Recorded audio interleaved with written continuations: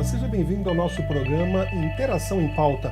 Hoje nós vamos falar a respeito da reforma trabalhista e sindical.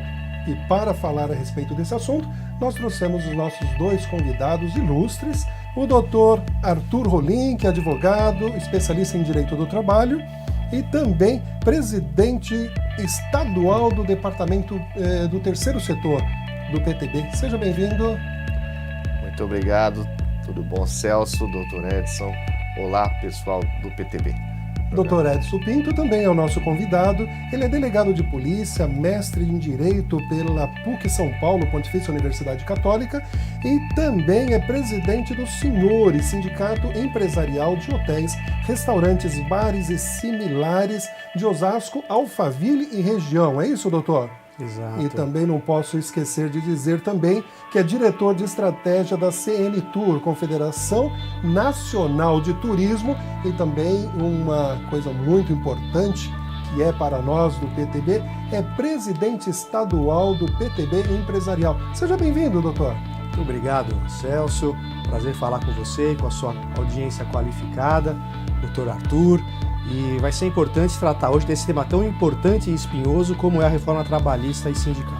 Falando justamente, pegando em cima da sua fala, espinhoso, são 358 artigos, são parágrafos, alíneas alterados na consolidação das leis do trabalho e entre outras mudanças que aproximou o empresário do trabalhador. Doutor Edson, essa primeira pergunta vem para o senhor justamente puxando daí. O senhor acha que a reforma trabalhista ela foi satisfatória, ela superou as expectativas, ou como dizem, fez o que deu para fazer e tocou o pau? Olha, eu acho que não, Celso. Eu acho que não só superou, mas surpreendeu.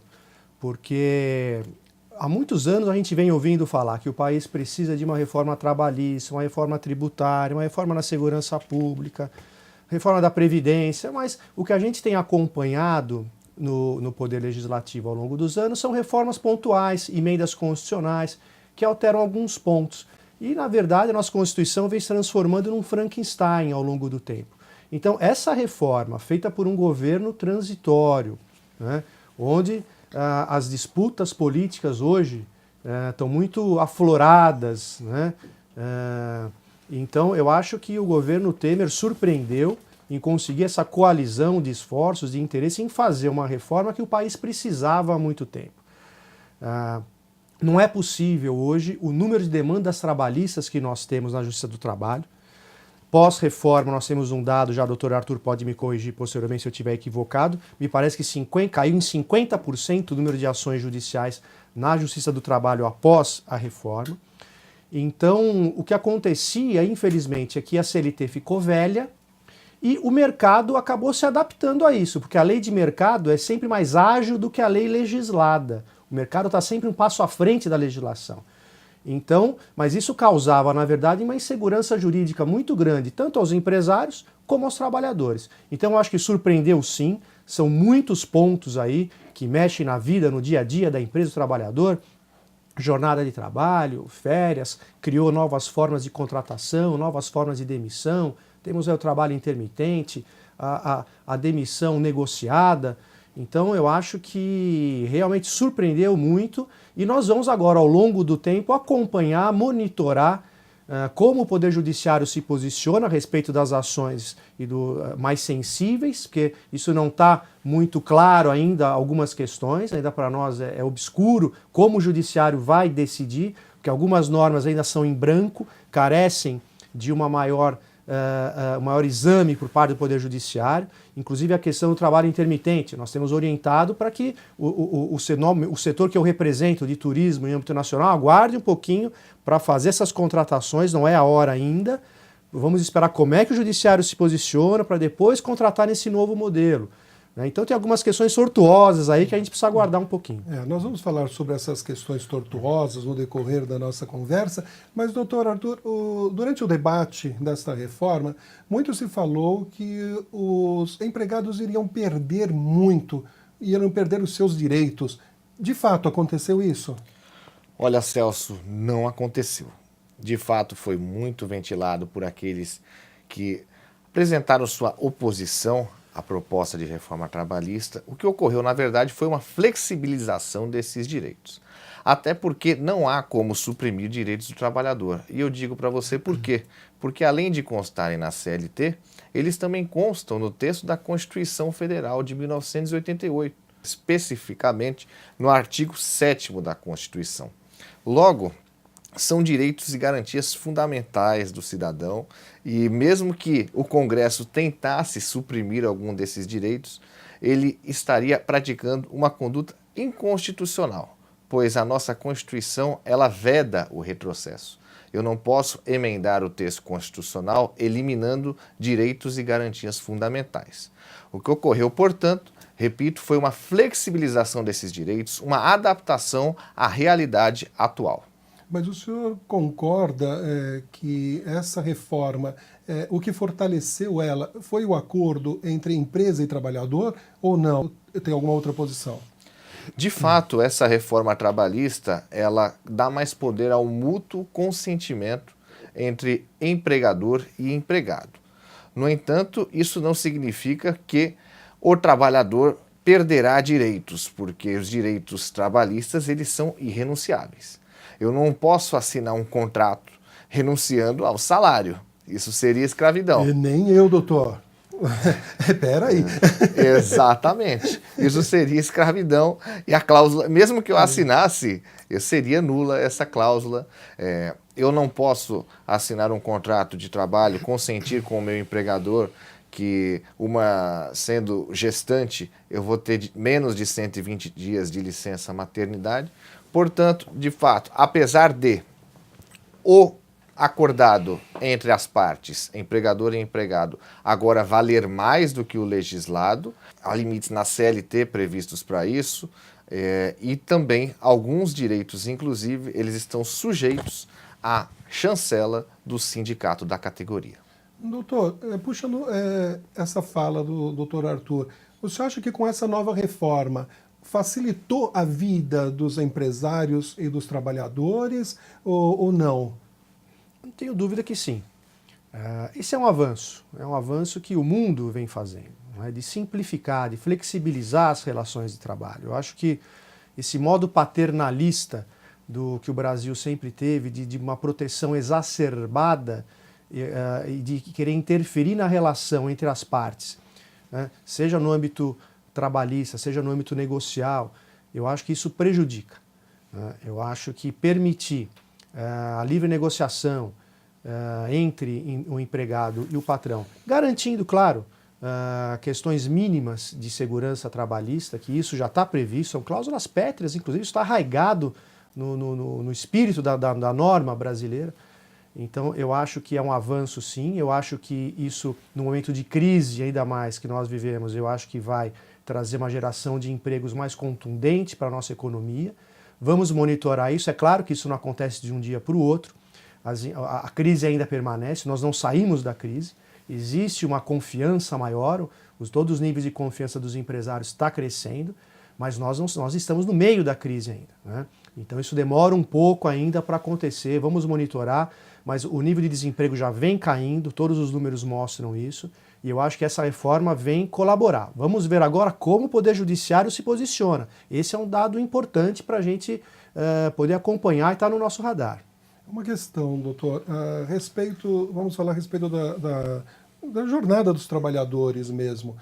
Algumas questões mudaram, por exemplo, o banco de horas, deslocamento, descanso. O que mudou? Como que ficou isso? Bom, no que diz respeito ao deslocamento, antes da reforma trabalhista, aquele empregado que morava em local de difícil acesso, aquele empregado que ia para o seu local de trabalho com a condução custeada pelo empregador, esse tempo do trajeto casa-trabalho, ele era computado na jornada. Hoje, com a reforma trabalhista, não é mais. Porém, isso não significa que se ele sofrer um acidente no trajeto de casa ao trabalho, ele não vai ter direito a um auxílio acidente e ele não vai perder a estabilidade de 1 ano, que já é assegurada pela lei, que esse ano é contado a partir da data em que ele volta a trabalhar. Só uma observação, ele não vai perder. Não vai perder. É isso que o nosso público tá querendo saber, se ele perde direitos ou não, desculpa. Exatamente. A única coisa que vai acontecer é que aquele trabalhador, que é até difícil vislumbrar isso numa cidade grande como São Paulo, por exemplo, que mora em lugar de difícil acesso e que não tem transporte público, o tempo de deslocamento que ele pegava do ônibus fretado, da casa dele ao trabalho, não será mais computado na jornada. Então, esse deslocamento, por exemplo, o senhor é um representante da comunidade de Paraisópolis, que está aqui no extremo sul. Essa distância, vamos supor que o trabalhador exerce o seu trabalho no centro da cidade. Essa distância, ele está assegurado ainda por lei? Exatamente. Se ocorrer um acidente no trajeto entre Paraisópolis e o centro da cidade, por exemplo, aplicando no seu caso concreto, eu vou ter direito ao auxílio acidentário, vou ter direito à estabilidade. A diferença é que eu não vou descontar o período que eu demoro para chegar até o centro da cidade na minha jornada de trabalho. Muito bom. A questão, doutor Edson, falando a respeito do FGTS. Houve uma proteção, no caso da rescisão, porque o empregado ele pode movimentar 80% do valor depositado na conta do FGTS, mas ele não tem mais o seguro-desemprego? Houve uma mudança aí? O que aconteceu?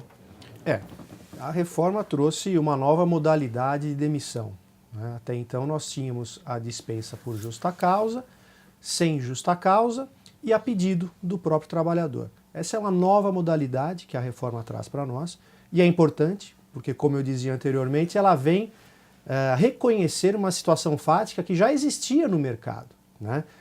A gente já trabalhava com isso, embora isso causasse uma insegurança jurídica para todo mundo, já era praticado, né? Então aquele bom funcionário, aquele bom trabalhador exemplar, que queria se desligar da empresa por qualquer motivo, ele pedia para ser demitido, mas ele queria sacar o fundo de garantia.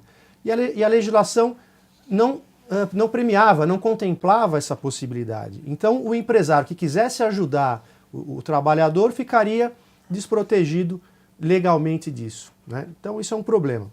Mas voltando só um pouquinho, então, para explicar para o nosso telespectador, né, o que é o fundo de garantia, né?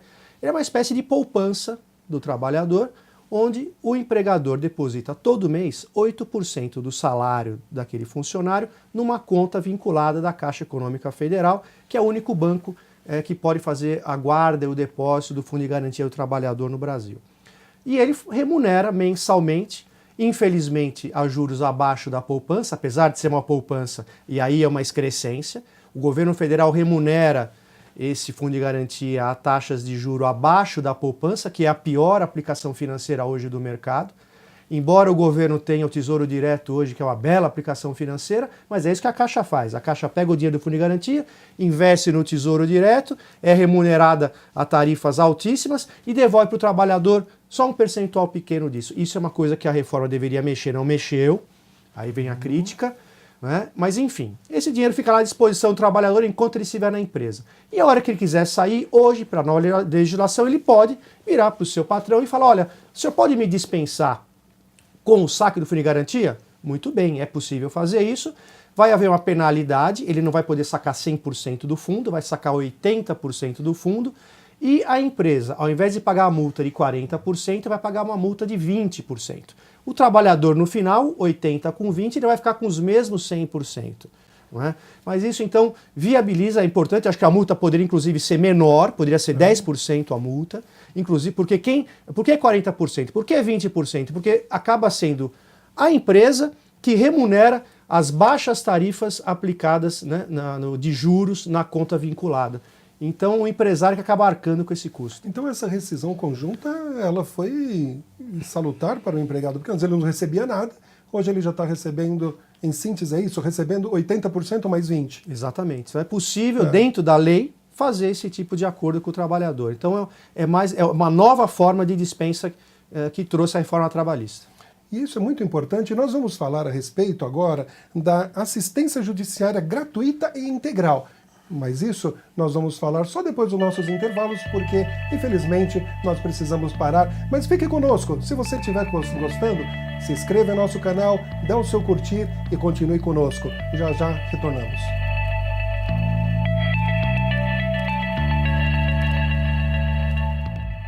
Se você está gostando desse programa, se inscreva em nosso canal e mande suas críticas e sugestões de pauta para nós, através do Twitter, @InteraçãoPTB. E não deixe de curtir.